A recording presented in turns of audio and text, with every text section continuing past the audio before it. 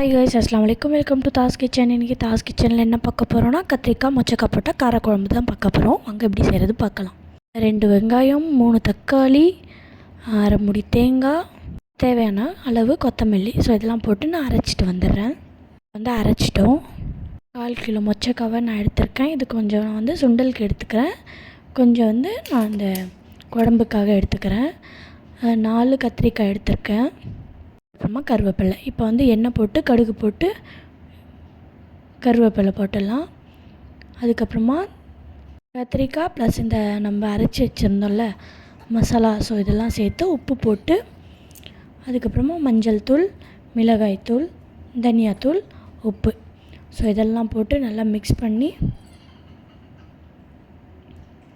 இப்போ நம்ம வேக வச்சு வச்சுருக்கோம் இல்லையா இந்த சுண்டல், ஸோ இதெல்லாம் போட்டு நல்லா மிக்ஸ் பண்ணிக்கலாம். இந்த மொச்சக்காவோட போட்டு இப்போ விசில் விட்டுடலாம். நான் 2 விசில் விட போகிறேன். உங்களுக்கு எவ்வளோ வேணுமோ ஸோ நீங்கள் அது மாதிரி பார்த்து போட்டுக்கோங்க. இப்போ நான் ஓப்பன் பண்ணி பார்க்க போகிறேன் எப்படி இருக்குது அப்படின்னு சொல்லிட்டு. எனக்கு கத்திரிக்காயெலாம் முழுசாக இருந்தது. நீங்கள் உங்களுக்கு எப்படி வேணுமோ நீங்கள் அப்படி எடுத்துக்கலாம். ரெடி ஆகிடுச்சு.